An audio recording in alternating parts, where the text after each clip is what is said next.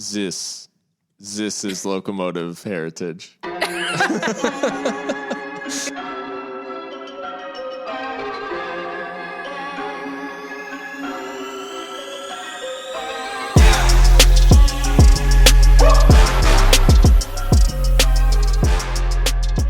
Hello, everyone, and welcome to Seriously Loco, the Seriously Crazy fan podcast for El Paso Locomotive FC, a proud member of the Beautiful Game Network, and brought to you by Roughneck Scarves and Icarus FC.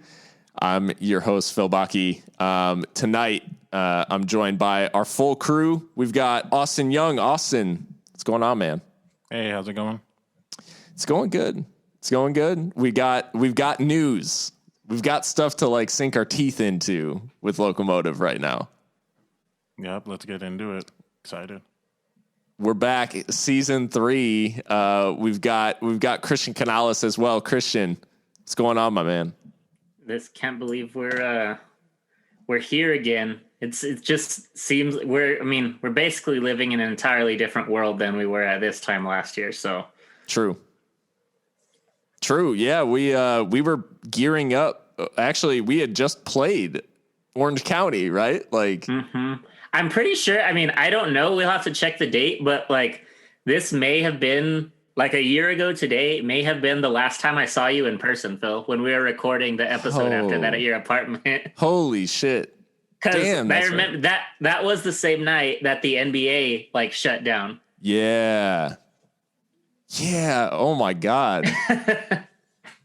Damn, it really is crazy. We watched that game at Whiskey Blonde. We failed to do live streaming during it. But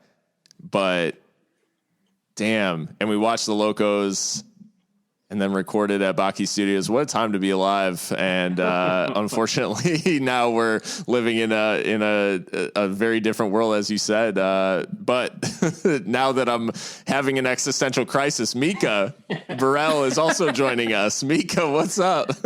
What's up? Yeah, no, I too am having an existential crisis thinking about that.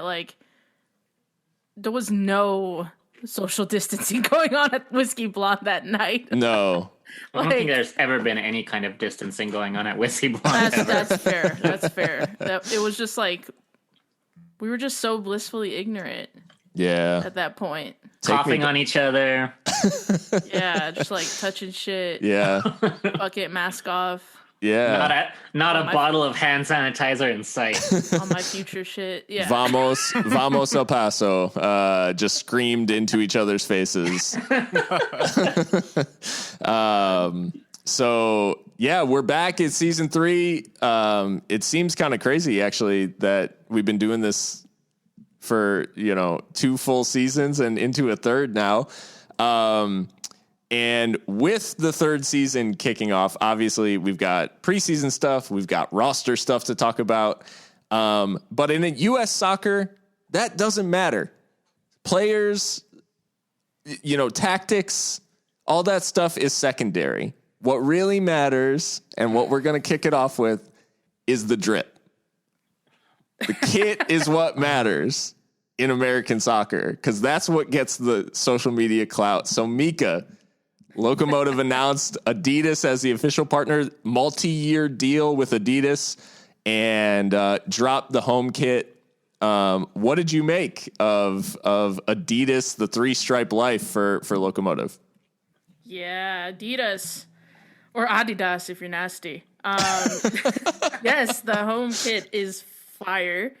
I think I speak for most when I say that it's a welcome development. BLK, obviously some very bespoke kits through our first 2 years, and iconic in their own right because they've got a special place in the club's history now. But the sizing was always kind of weird. I know people who are normal size that would wear a 7X in a BLK kit. So with Adidas, we're onto a brand that everyone knows and loves. Well, mostly everyone. I think some people wanted to see Nike. I personally wanted to see something a little out there, like a Kappa or a Macron or something. But I'm happy with Adidas because they fit well. They look nice. I mean, a little bit template-y, I guess you could say, but still, it's a major brand, and I think distribution-wise too, just thinking about the practicality of it, it's great. We're getting bigger as a club, and we've got a big brand on board now, so hard to complain, really. Christian, you're rocking 3 stripes right now with the Real Madrid kit on. But how do you feel about this move for Locomotive? I have mixed feelings. I think that there certainly is a difference in quality, from not necessarily like quality of the materials, though there may be. I don't know. I haven't actually seen one of these jerseys in person. But just little things like Mikka said, just like sizing is easier. I think that there will probably just be a bigger variety of products available, which I'm looking forward to. I'm not crazy about the price. Obviously, when you have a name, that comes with a premium. No one here knows who BLK is. I certainly didn't 2 years ago. So, the jump from 85 to 110 is certainly something, but like I said, I'm assuming that there is going to be a bigger breadth of stuff to purchase out there, and not all of it is going to be $110. We were saying just seeing some of the training social media stuff, the posts and stuff, that I think that a lot of their training equipment looks way nice. Like, I prefer that stuff over the jerseys. So hopefully stuff like that is available for sale. Yeah, that's a good point about the training range, and yeah, a lot of good looking stuff. Although Logan's red goalkeeper kit is looking a little bit like Adidas just copied off BLK's homework. Like, hey, make it look a little different. Austin, you actually won a kit via our most recent guest, Jose Aguinaga. How did we not mention that? Yeah, man. I don't want to steal a spotlight, but yeah. This dude with multiple cameras in his room, Oh my for his. That sounded really bad. I meant for Twitch and stuff. I don't want to steal the spotlight, head ass. I'm just kidding. Update as recording this episode, I do not have it yet. I have talked to him. I'm a bigger guy, so we have to find an appropriate sized one. But the kids, I think I kind of wanted somebody a little bit smaller, like just so we can have a little more customization with it. But sure, we did get quote unquote templated, but it doesn't feel templated. If that makes any sense. I don't know. Yeah, I feel like the colorways of it didn't make it feel like they just wanted a catalog and was like, there, that one. Sure. And called it a day, but we'll see. Yeah, it's not like youth team vibes, but yeah. Exactly. Yeah. It's not NMSU and NMU vibes 2 years ago. Just Yeah, plain tee. Yeah, plain white tee last year, I think. But okay, here's my feelings on Adidas. I think, number one, like, anybody would enjoy being outfitted by, a brand like that, because like Christian said, like, it brings a lot of other gear. It brings a lot of like different things you can do. The design might not be as like bespoke as what we're used to, but the feeling that I got, and this may be unique to me, but I'm going to throw it out there anyway. And maybe this is a little bit like hardcore football vibes, but this reminds me of like when you watched a band like at a local like venue, and you watch them kind of come up and then they get signed to a big label, and you still like them, right? Like they're still good, but you kind of resent them a little bit for being like bigger and more people knowing about them and having like more of that like widespread appeal. So as much as the BLK kits were frustrating from a sizing perspective, and like quality wise, year one were like not great.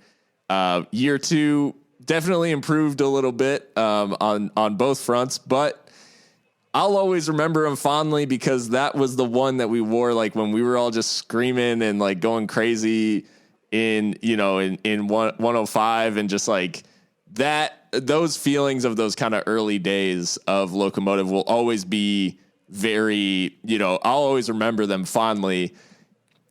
I am excited about the move to Adidas just because for the reasons that you guys cited. And the only thing that we're left with, and I have spoken about this every single year since the founding of this club, but that is customization. It is year 3. It's coming, Phil. There's no excuse. It's been coming for 3 years. There's no excuse anymore. Like, we are a professional club. I saw someone with a Chris Weehan Orange County jersey. That motherfucker joined this year, right? Has not played a game for the club, and someone has his kit customized Orange County. And Orange County, no offense to them, like, they don't have maybe the rabid fan base associated that Locomotive does. If I'm being quite truthful. So all I'm saying is Locomotive, I understand that there's probably like equipment costs associated with being able to customize kits, but we cannot hide behind the quality of BLK anymore. We have to get customization and get people treat this like a professional club. Straight up. Oh my God, that was so compelling. I'm like shook. No, like 100%. And I'm over here just hoping they have long sleeves at some point. They gotta have long sleeves for the players first. I don't think they even offer that. No. I just don't understand because like Christian and I went up to the store, I remember last season, and we saw a fucking printer in there, like a printing press thing, like for jerseys. So, but to clarify, it was like in the Chihuahuas team shop. We can't borrow the shit. I know, I'm not saying that's why we can't do it. I'm just clarifying for the listeners. No, you're right. It's like, come on, Rumi, like. Let me borrow the fucking it's all like it's a fucking rice cooker or something. Right. Chihuahuas are like, don't touch my groceries. Like, sometimes I gotta tell you. My name's on it. Leave it alone. Yeah. Right. Leaving passive aggressive post-it notes on the press, like, do not run your jerseys through here.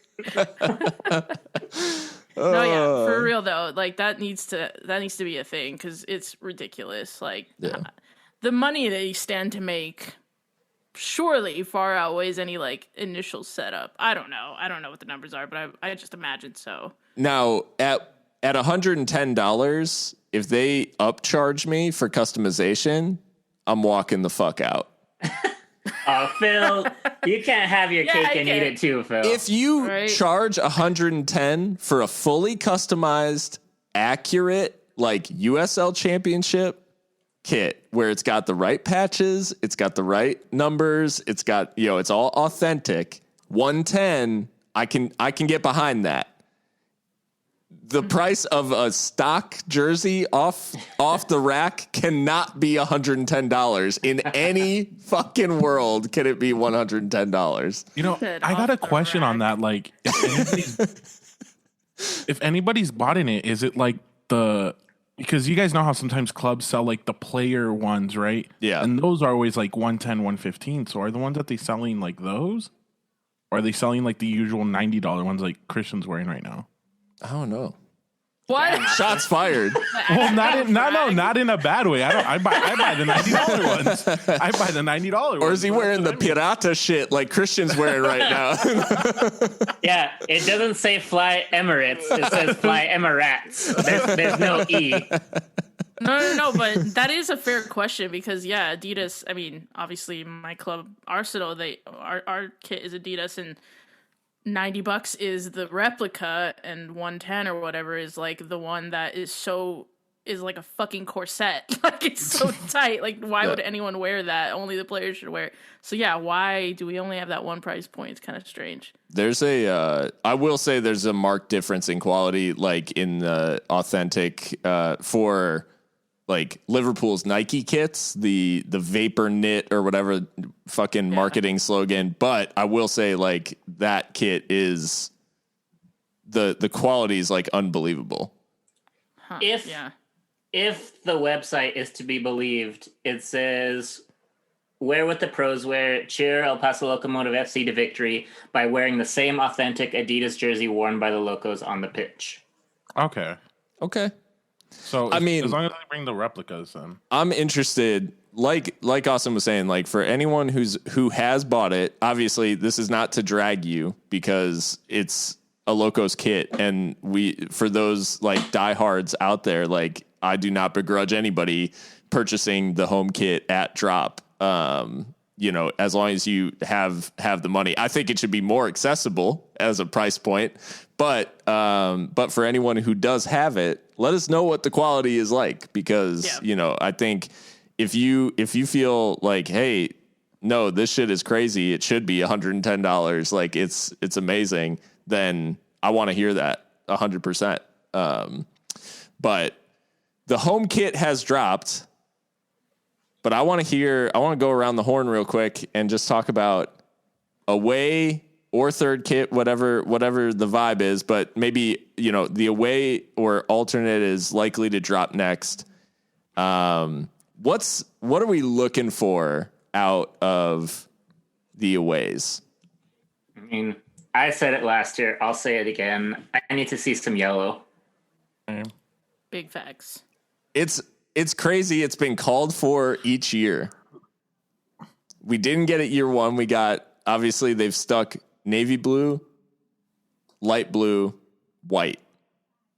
And obviously Noche de Locos as well. But I think the consensus is a yellow alternate would be just absolute fire. I think, and I'm not even saying, like, I don't even want it like mostly yellow, because that's I think that's a New Mexico thing. So I'm not clamoring for that. Like, but so last year we got a yellow collar on the home kit, but I need like more than that. I want like a stripe, Sure. Or even like now that we have, 3 stripes, let's find a way to make those yellow. Sure. I mean, because you don't fucking see the collar. No. When you're wearing the jersey. So that's all. And like I said, I don't want like a all yellow alternate kit or anything like that. Just some yellow, man. Like, see some pop. Yeah, Hard to disagree. Yeah, I have to side with that. I think I would just love to see with the home kit taking this kind of like digital, like pointed design, not dissimilar to the sash designs that we saw last year. Obviously, it covers the whole front of the shirt rather than being in that sash style, but still that kind of like pointillism or whatever you want to call it.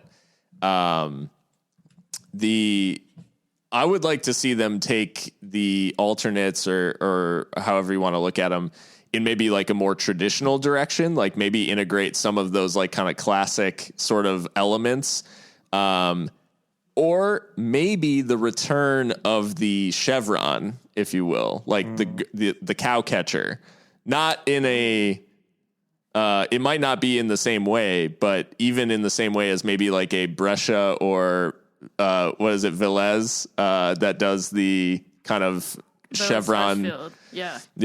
I think that might be a cool element to bring back on a shirt.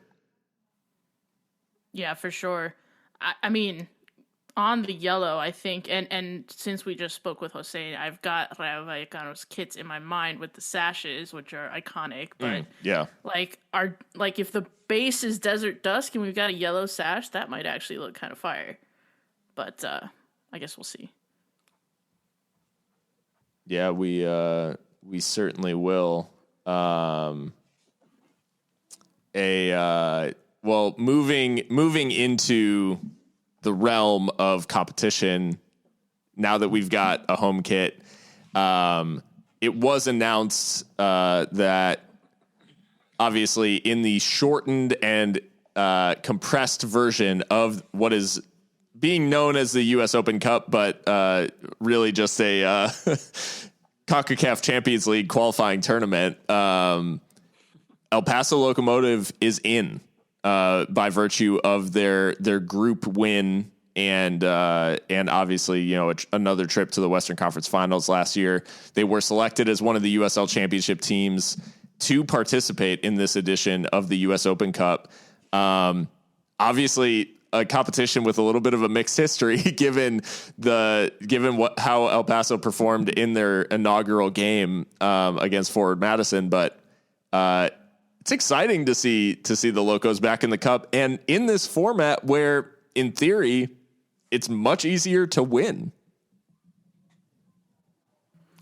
Yeah, I mean, obviously there's going to be a lot made of how it's not really an Open Cup and all that kind of thing, but I think this was probably the fairest way that it could have been done, given that the season's kind of truncated and all COVID and everything.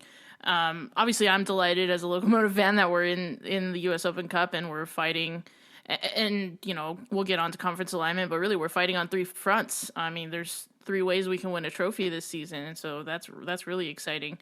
I'm just really now looking forward to the draw and who we get. I was really excited for Detroit, of course, last season, which unfortunately did not happen. But as long as it's not Forward Madison, I'll be good. What did you guys, Christian or Austin, what did you guys make of us being back in the Cup? I mean, I'm glad. I'm still I don't have a huge interest in American soccer, not American soccer. I'll say lower league soccer. I'm not that invested in it. So it's not it's the opportunity to win a trophy, but as far as the tournament itself, it doesn't hold that much esteem to me. So if we get to play, cool. If we didn't, I wasn't going to be upset about it. I certainly wasn't going to go on Twitter and say it was a big joke, like some players.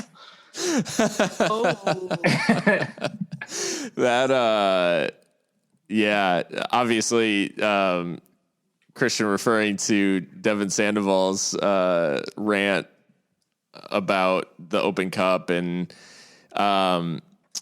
without getting too much into it, I think for anyone interested, just visit Seriously Loco's Twitter, and you'll find my thoughts, which is just the Eric Andre meme of him screaming, "Let me in." That's the extent of my thoughts on Sandoval wanting into the Open Cup, because I think maybe just a case of get good. Is that the do better? Yeah. You could have won the group, and we wouldn't be having this conversation. Games. Yeah. Oh man, it does feel very good to be talking in this third season from a place where not only did we finish above New Mexico in the group, but also advanced beyond New Mexico directly in the playoffs. It's a really nice. This is a nice, stable, firm ground of bragging rights to launch this third season from. Yeah, absolutely. I mean, it's incredible what we've accomplished in such a short time, and obviously the credit goes to Mark and the front office for taking the sporting side of this seriously, because I think, we joked at the beginning of the show, nothing else matters, let's see the kids. Yeah. I think that's true for a lot of American football, soccer clubs, and I think Locomotive has found the right balance.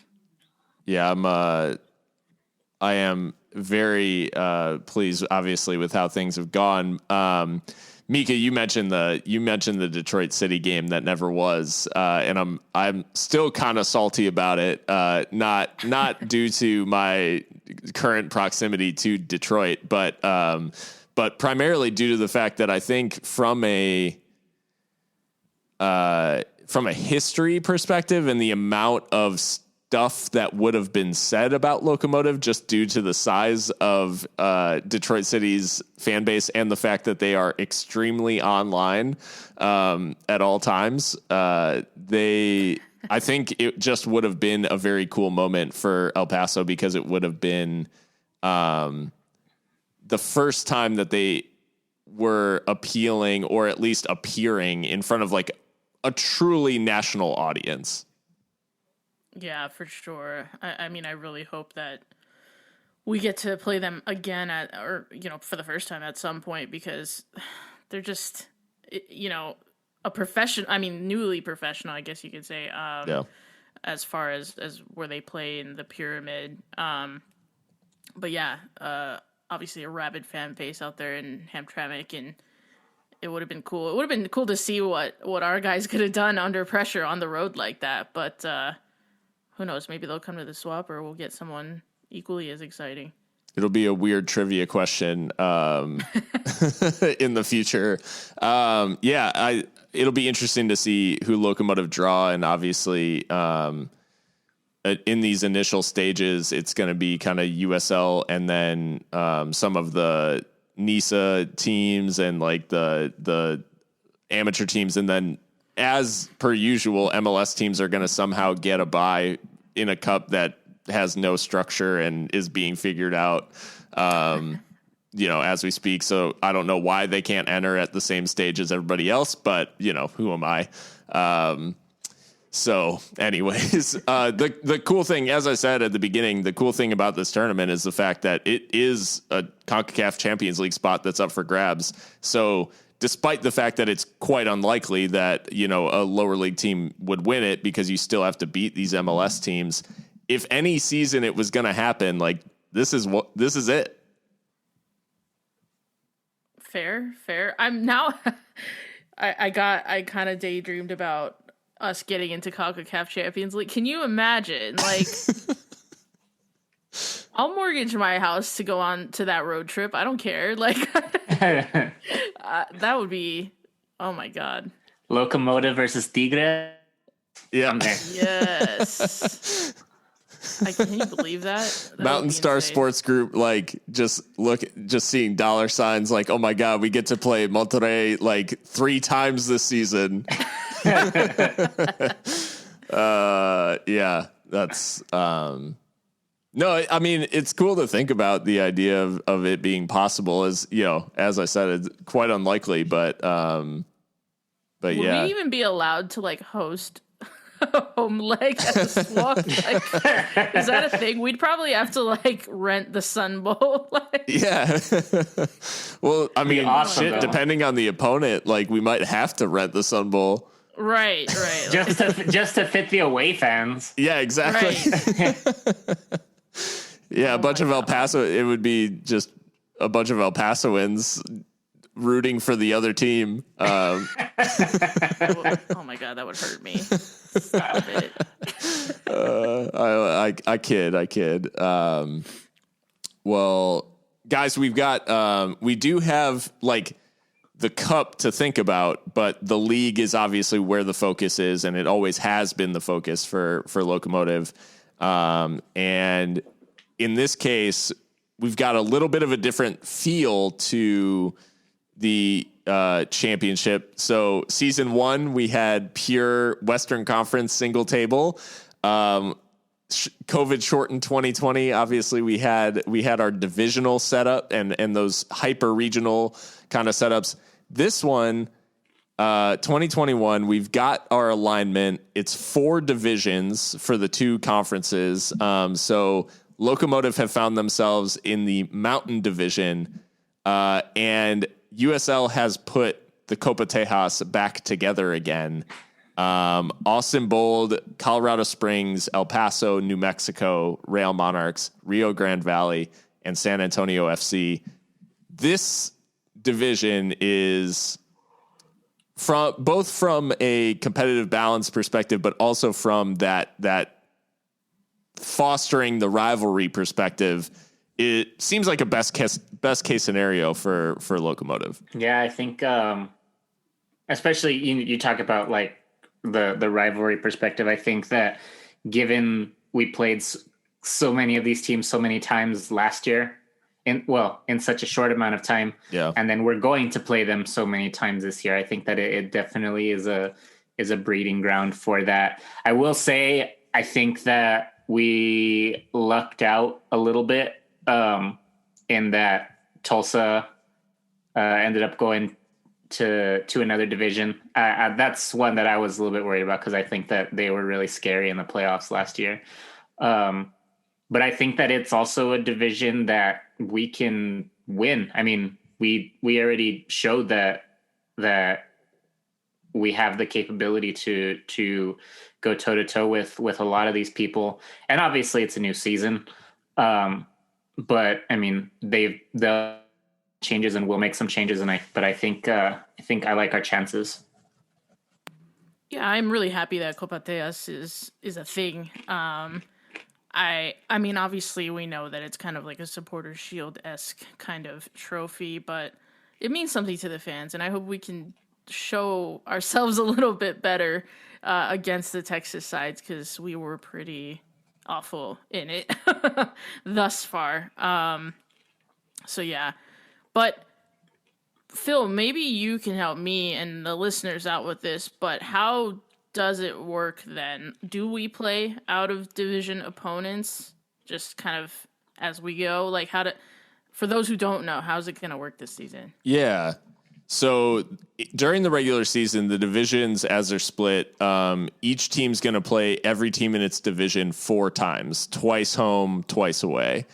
So that means, four more games against the likes of New Mexico and Colorado Springs and Rail Monarchs, like who we saw seemingly endlessly last year. But yeah, 4 games each against our divisional opponents. And in the Mountain Division, because we have one less team than the other divisions, we will have 8 games that will be played against regional or cross-conference opponents.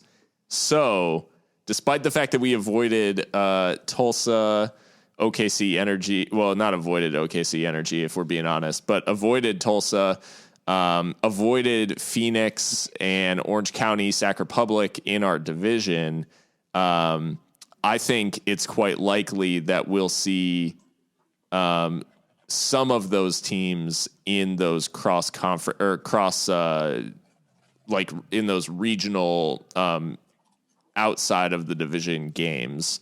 So I'd be really interested to see kind of what direction they take it, but I think for sure we get Phoenix. Tulsa, I would say, is likely. And then any of the California teams are on the table, I would say, for us going forward. But hopefully we avoid a trip to the Pacific Northwest just for travel purposes. And then, I don't know, we could face LAFC 2 out there in Las Vegas as well. So, yeah. All right, if Tulsa visits us and Kieswetter scores, do you think he celebrates? God, I hope not. That would kill me. Nah, I don't think so. He seems like a classy dude. Yeah. Yeah. We'll see. Yeah. Like you said, Christian, like bringing it back to this division, I really do like our chances. And not just because obviously we did win a similar group last year, but I think this offseason has been a little bit limiting for teams. And I think we, despite that fact, have done some pretty good business. Yeah, I think that we have become a markedly better team from our signings this year. I think that I feel like last offseason, I should say, we didn't really fill areas of need very greatly. To me, at least, I feel like last year we needed more in the attack that we thought we had Bassetti, we thought we had Lomas, I guess I should say. That's not a fair assumption. But because of what happened, we ended up in the end not being a better team than we were before. But assuming everything works out this season, I think that we are on paper and given the eye test, I would imagine that we are a team that has improved in our areas of need. We've got a preseason schedule now, and starting March 20th, we'll actually get to see this squad in action against some regional opponents and at varying levels of the game. So running down the schedule real quick, we've got New Mexico United to kick things off. 2 matches back-to-back against FC Juarez Bravos. Then LA Galaxy, FC Tucson from League One, USL League One, Colorado Springs, North Texas SC from League One, and FC Dallas from MLS. So what do you guys make, Mikka? I mean, this is a pretty good slate of games for a season that obviously is still a little bit limited by COVID and all that's going on with that. Yeah, it's a really good mix of levels, shall we say. Obviously coming up against the championship sides like United and the like, but and switchbacks, but then of course we visit with our sister club FC Juarez, and then the MLS sides. I mean, it's just a really good mix, and it's more, I don't know, did we have as many games last year? I can't really remember, but it seems like a very each game is 3 days apart. Like they're really going to be putting these guys through the paces. So here's hoping that everyone gets and stays fit, and there's no preseason injuries or anything like that. But I'm hoping if any of them are played at the Westside Sports Complex, that I'll be able to check them out in person. But we'll see. Yeah. For just for clarification, because I had to look into this myself, but the matches against LA Galaxy and FC Dallas, both those teams have scheduled games, so I'm imagining we'll be playing academy teams, to clarify that for anyone that might be curious, because they both have scheduled games that day. Yeah. Which, I mean, still, I'm sure it's still quality quality competition, but at least as far as FC Dallas is concerned, that academy is insane. Well, and whoever scores in this, going to end up in fucking Juventus anyway. So yeah, there you go. Yeah, I can't tell if it's FC Bayern U19s or Juve U19s at this point, but yeah, no, that it's a good point, and I think. Obviously a lot of these games are going to have potentially, kind of mixed squads. I think Bravos in particular, I think about they're in the thick of their season. Trying to avoid, I mean, there's not relegation right now, but there are big fines associated with being in the relegation zone this year. So yeah. Really? Yeah. So being in the thick of it, and then, I think it's interesting that we may end up playing FC Dallas's reserves only because we played North Texas right before, which presumably is, FC Dallas's reserves. So are the same folks going to show up to both games and just play back to back? No, I really do like this schedule. And I think too,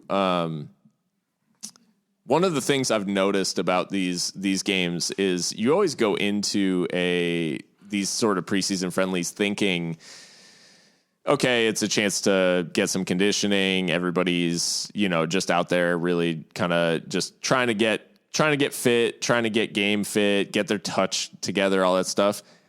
I'm here to tell you, if you haven't had the chance to attend one of these, any of the open door friendlies, or whether season ticket holders have been invited, they're intense. These matches are no joke. And these guys don't like fuck around in preseason, like just trying shit. Like they are trying to win every single like individual duel, every single contest for the ball. And watching some of the games, I'll never forget Derek Gebhard, absolute legend, calling. I don't know if I should even say this, but calling a New Mexico United player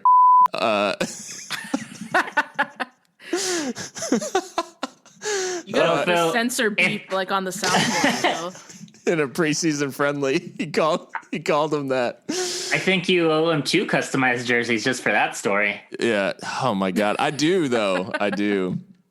Derek, good luck at Madison, man. I mean, for real. Derek Gebhard did sign for Forward Madison in League One, so hoping he just goes absolutely off. We had Sebastian Contreras captain Union Omaha to the League One final, so yeah. Sweet. But anyways, no, it's a good preseason slate. Good chance for the boys to prove themselves, and we'll get a good look at these players and see how the squad is shaping up. Which, speaking of, the spreadsheet has been out. It's been back, and Cheat season. the roster is starting to solidify. We're getting close to being fully there. And I wanted to just run down what we know right now in audio format for those who haven't seen.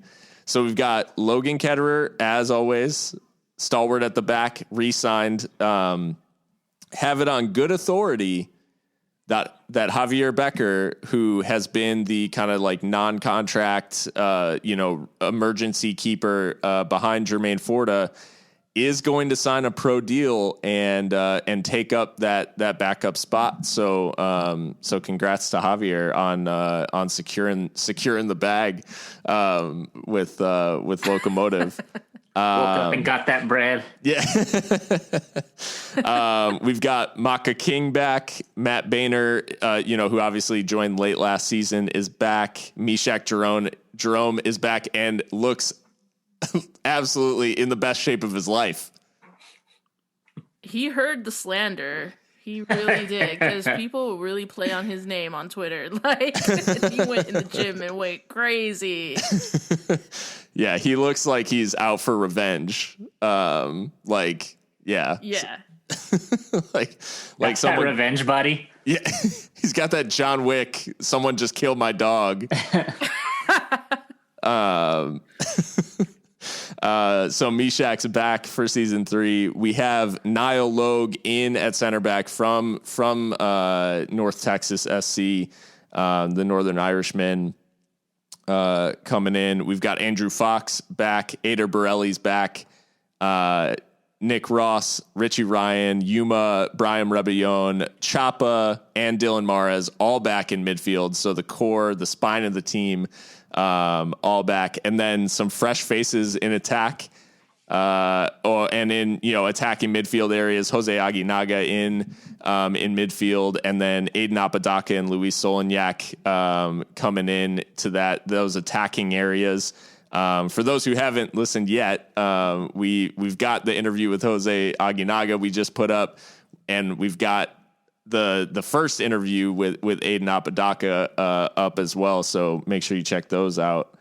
And then Leandro Caraijo is back.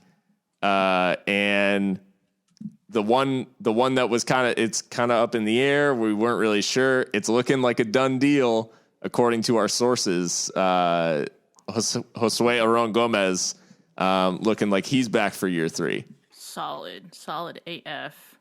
Attack looks like top heavy now. Like, we've been screaming out for goal scorers, and like we go out and get Solignac. It's incredible. Yeah, we haven't had a chance to really flesh out his signing, but I mean, for all these like big posts, Christian, like all these clubs, USL clubs saying like, oh, we're about to break the internet and shit like that. Locomotive announced Solignac to not a whole lot of fanfare, but this is an extremely good player. Yeah, for sure. I mean, like, he wasn't even supposed to be, but like, as far as anyone knew, he was not going to be playing in, the United States second division this year, Yeah. So for him to show up again, is a big deal. He did a lot for San Antonio last year. He was one of those players where, I'm sure when we previewed that game, it was one of those guys that you said, we've got to take care of him. So it's nice that he's someone else's problem now in that regard. So now we can just worry about him putting the ball in the net. But yeah, big signing done to little fanfare, but I kind of prefer it like that. It's better than looking real silly. Yeah. Introducing like someone who was literally last season as like this big new signing. Yeah. I can't even imagine if Locomotive had been like, yeah, we're about to break the internet with this one, and then Eder Borelli. Yeah,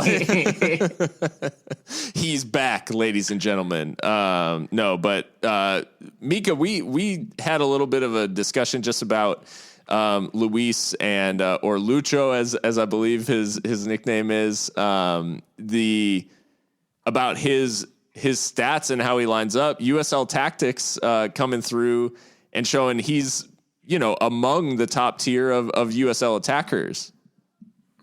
Yeah, I think, I can't remember, they had him like 12th or something, but I mean, certainly up there in terms of expected goals, expected assists, actual goals, actual assists. Yeah. So, I mean, huge player.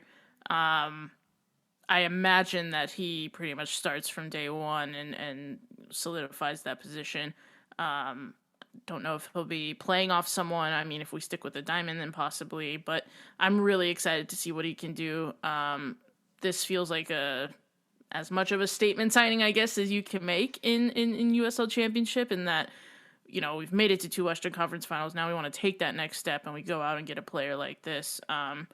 Hopefully someone that can help Gomez out, assuming he comes back, as we think he will, in that goal scoring department, and be clinical in those moments that we really need it. Because I think, of course, Gomez came in for some criticism last postseason, and I think Solignac, with his experience and especially in this league, can maybe we can spread that pressure around, if you will. So yeah, it's a huge one. So the question now, as the roster does come a little bit clearer into focus, and there are still a couple of names floating around out there, and obviously it's been reported that Omar Salgado is actually moving on. I think also notably Chiro Ntoko's not been announced as returning. So still a couple of potential kind of gaps floating around out there. So I'm interested in what you guys are thinking for if Locomotive need to make maybe 1 or 2 more moves before the end of the offseason. And if so, in what areas would you strengthen this team, which I think we can all, accept that it is looking solid, but no team is perfect, especially at this level.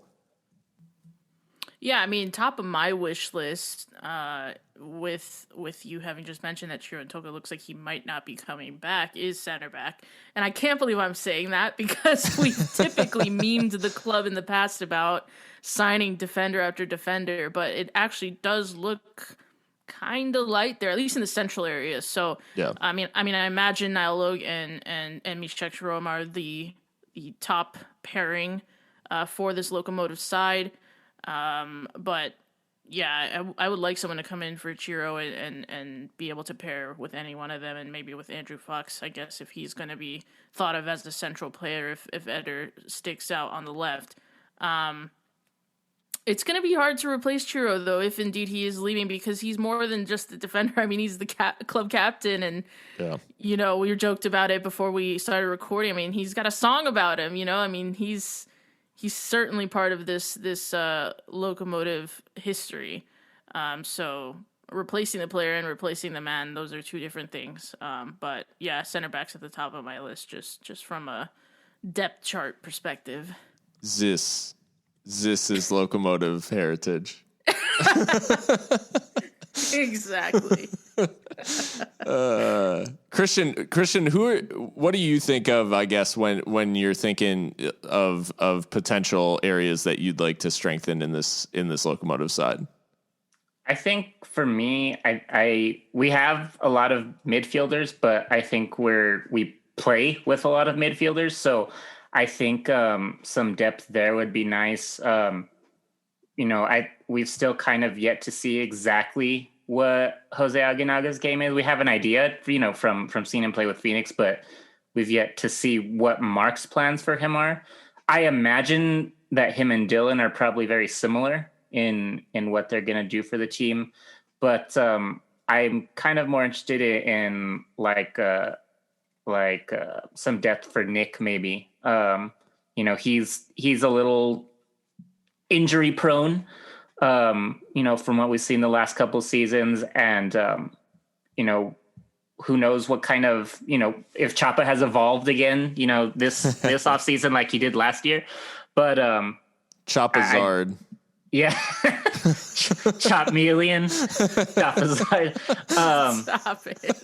But, they're different players. They're Sure. still different players, but, Nick offers a little more, I guess, not intelligence. Intelligences are just experience, He's very, I guess. technically secure. Yeah. More so than Chapa. So someone who can replace Nick if need be, something like that, I think is what we need. Because I think we're, an injury in the midfield away from having to change things up.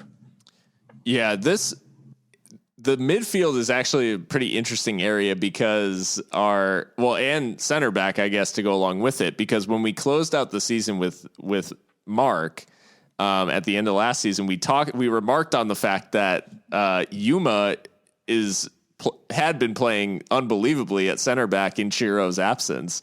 And he actually did mention in that episode that he saw Yuma playing center back, which may inform, I guess, the rest of that, where maybe the way I've got the spreadsheet lined up is maybe actually a little disingenuous in that maybe it's, Niall, Mishak, and Yuma are seen as like those three kind of center back choices.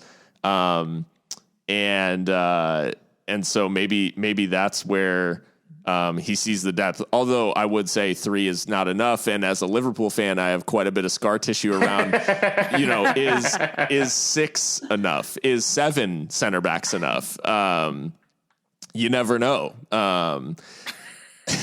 So I definitely get that. But interesting in the midfield too is Brian Rebillon's emergence in midfield last year, because that is, taking up that sort of like box to box slot that had, previously been occupied more so by, either Nick or Chapa.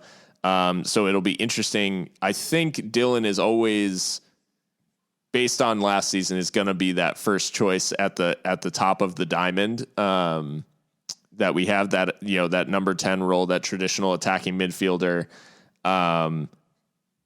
But who slots in behind him could start to get pretty interesting, because I think Aguinaga, Nick Ross, Brahim, Chapa will all be vying for really essentially like 2 positions in midfield. And then obviously, Richie, I think, is kind of that first choice at the bottom of the diamond. But that's kind of where I think, if Yuma is truly moving back to center back, is their depth for Richie in the 6, because it starts to get a little dicey if you start to move we've seen, again, this is Liverpool scar tissue, but you move a skillful kind of midfielder like Thiago back into the 6 and they start to look pretty human, despite the fact that they're fantastic players. So I would hate to see that happen to a guy like a Nick or Chapa or someone who,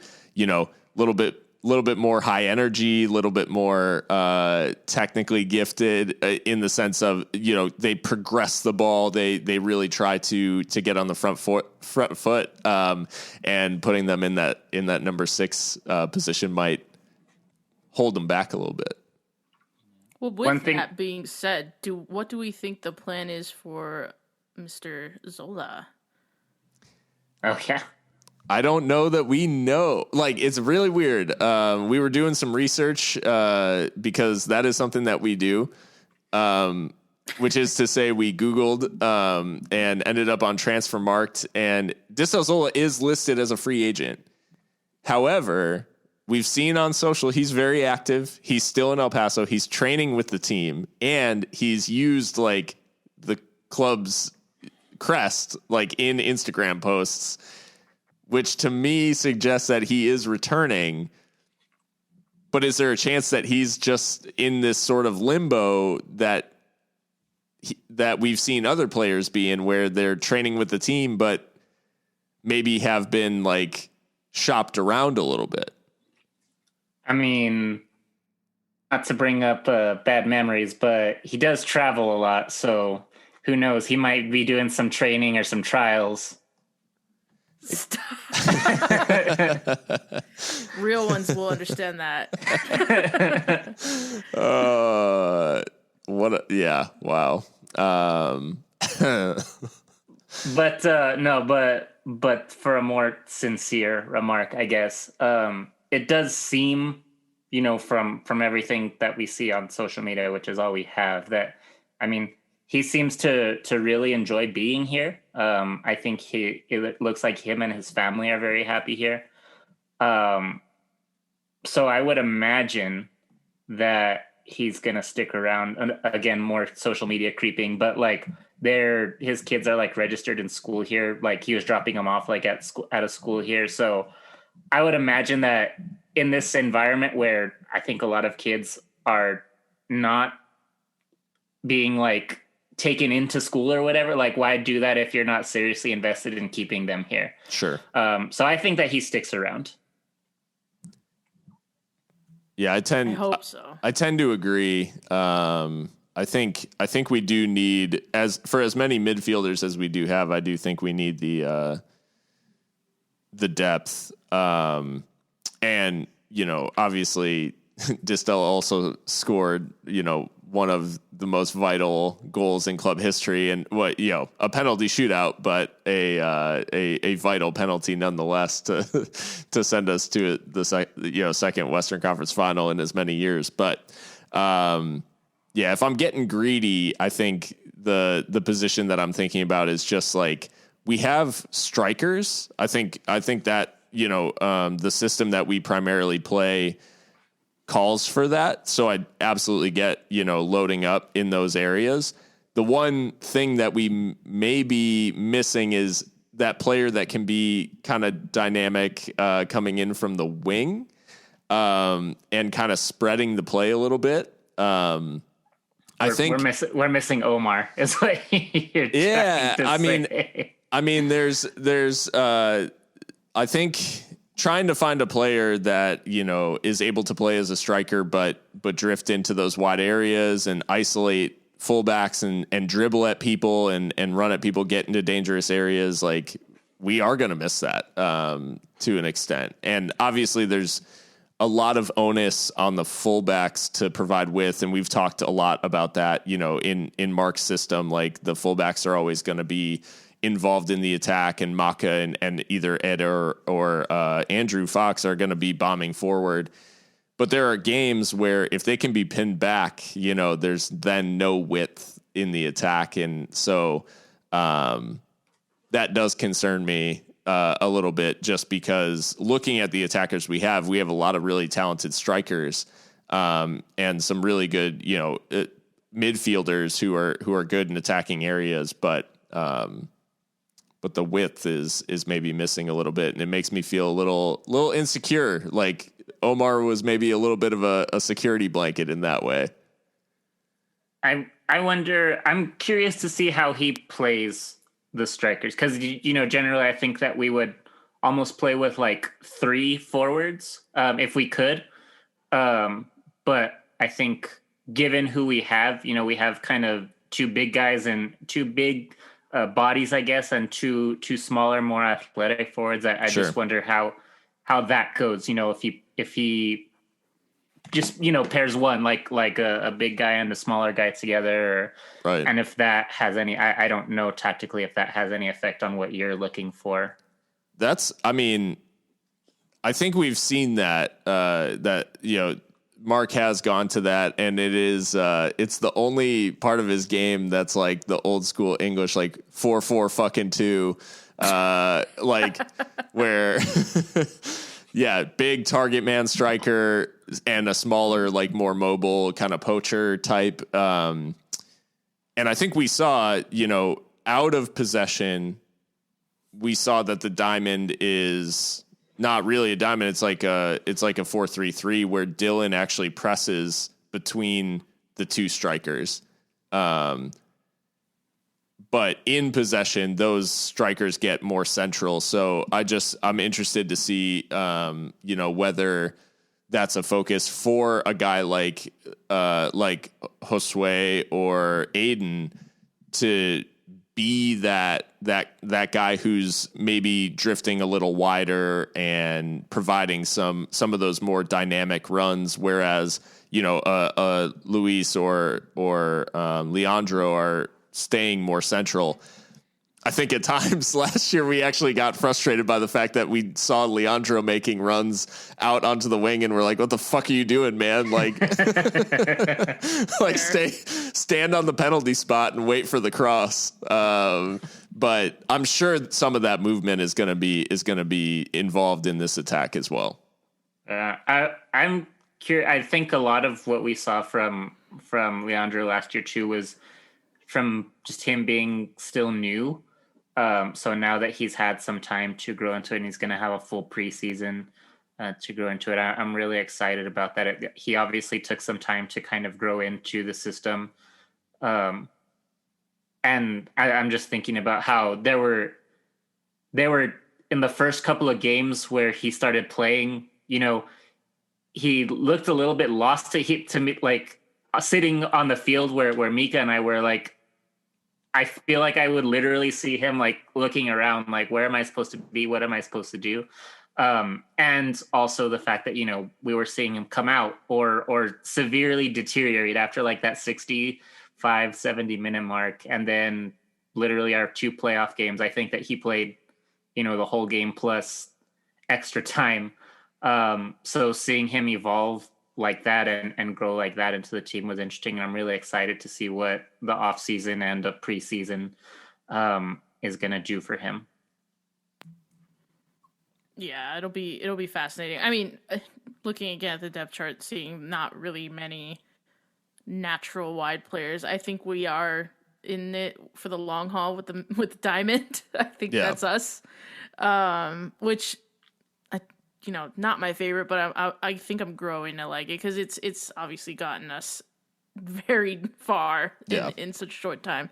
So it'll be fascinating. Yeah, I don't know. I mean, we're kind of spoilt for its choice in attack now, and need to bolster up the back line. So it's just interesting how quickly things can change. But yeah, I'm just so looking forward to the season. European football has been too much. Like, I'm ready for my local club to actually like go to a game and not. Yeah, I'm excited. Yeah. And you gotta come down, Phil, once it like, when it's safe and all that, like you gotta. Well, I got